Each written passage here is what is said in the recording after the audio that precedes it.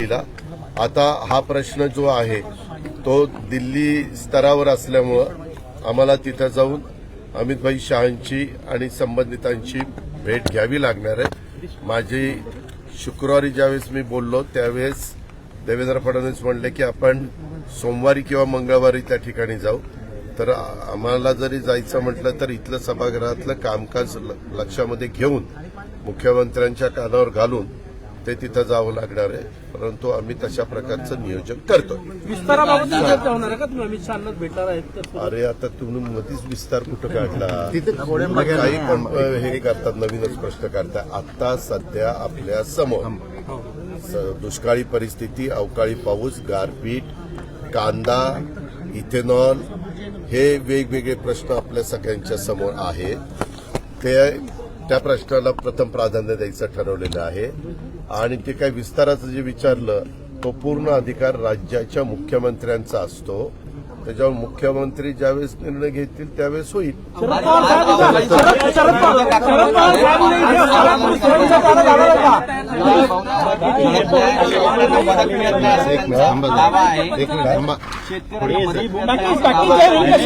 तुम्हाला तेच सांगतो ना, मधल्या काळामध्ये कॅबिनेटला वेगवेगळ्या पालकमंत्र्यांना आपापल्या जिल्ह्यामध्ये जाऊन पाहणी करा असं सांगितलेलं होतं। बहुतेक पालकमंत्री वेगवेगळ्या जिल्ह्यामध्ये जाऊन आले, कृषी मंत्री, मदत पुनर्वसन मंत्री असे अनेक जण वेगवेगळ्या भागामध्ये जाऊन आले। व्हिडिओ कॉन्फरन्सिंगच्या द्वारे देखील जिल्हाधिकारी, विभागीय आयुक्त यांच्याशी संपर्क साधण्यात आला। त्यांनाही सांगितलं की पंचनामे ताबडतोब त्या ठिकाणी पूर्ण करा।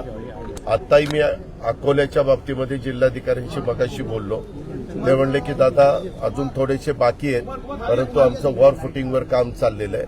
पंचनामे झाल्याशिवाय साधारण काय काय कुठल्या कुठल्या पिकाचं, सोयाबीनचं, कापसाचं, धानाचं, तूर असेल, कांदा असेल, वेगवेगळ्या पिकांचं, फळबागांचं जे काही नुकसान झालेलं आहे त्याचे आकडे पुढे येणार नाही आणि ते आकडे आल्याशिवाय काय आपल्याला एक आहे एनडीआरएफ, एसडीआरएफचे मधल्या काळामध्ये नॉर्म्स पण बदलले गेले आणि नवीन नॉर्म्स आलेले आहेत। मागे एकनाथराव शिंदेंनी मागचे नॉर्म्स असताना नॉर्म्सच्या दुप्पट जवळपास मदत त्या ठिकाणी केली। 10,000 कोटीपेक्षा जास्त रक्कम ही महाराष्ट्रातल्या वेगवेगळ्या भागातल्या शेतकऱ्यांना अडचणीतनं बाहेर काढण्याच्या करता देण्याचं काम झालेलं आहे।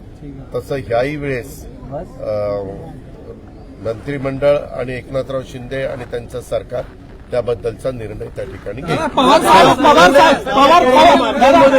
सत्ताधारी आमदारांना 40 कोटींचा निधी दिला आहे।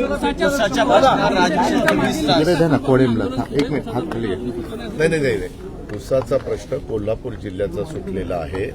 राजू शेट्टींनी मागणी केली एफआरपी पेक्षा तिथं जास्त द्या, तशीच मागणी त्यांनी सांगली जिल्ह्यामध्ये केली।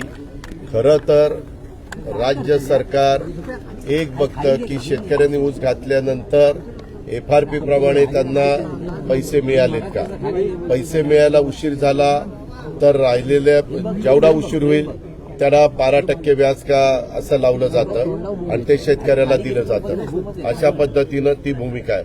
परंतु राजू शेट्टी शेतकरी संघटनेचे नेते या नात्याने त्यांची वेगळी मागणी आहे। आता ही मागणी कोल्हापूरच्या कारखानदारांनी एकत्र बसून त्याच्यातनं मार्ग काढलाय। आता ह्या बाबतीमध्ये सांगली जिल्ह्यातल्या कारखानदारांनी एकत्र बसून त्याच्यातनं मार्ग काढावा।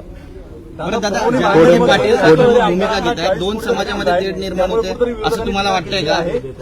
नाही, त्या टीकेत काही अर्थ नाहीये, तथ्यहीन टीका आहे। 24 तारखेपर्यंत न्याय मिळाला नाही तर मग महाराष्ट्रामध्ये काय नाही, हे ते आज म्हणालेलं नाही, हे प्रत्येक भागामध्ये जाऊन ते सांगतायत।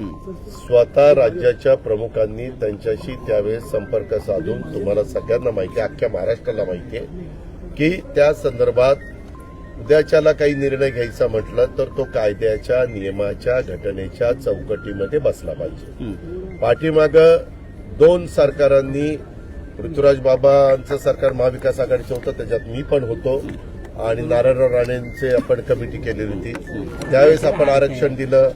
दुर्दैवाने ते आरक्षण हायकोर्टात टिकलं नाही। त्याच्यानंतरच्या काळामध्ये देवेंद्र फडणवीसांच्या नेतृत्वाखालचं सरकार आलं, त्यांनी आरक्षण दिलं, ते आरक्षण देत असताना ते आरक्षण हायकोर्टात टिकलं, पण सुप्रीम कोर्टामध्ये दुर्दैवाने टिकलं नाही. आता इजा झालेलं आहे, मागणी तरी येते.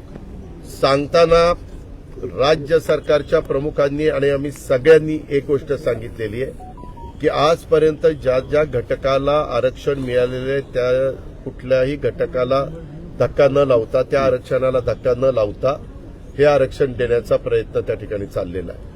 आता हे करत असताना मागास आयोग, त्यांच्याबद्दलचा अहवाल, मागे हायकोर्टाने सुप्रीम कोर्टाने कुठल्या कारणाकरता ते नाकारलं, फेटाळलं, त्याच्याबद्दलच्या ज्या काही त्रुटी राहिल्या असतील त्या त्रुटी त्याच्यामध्ये दुरुस्त करणं.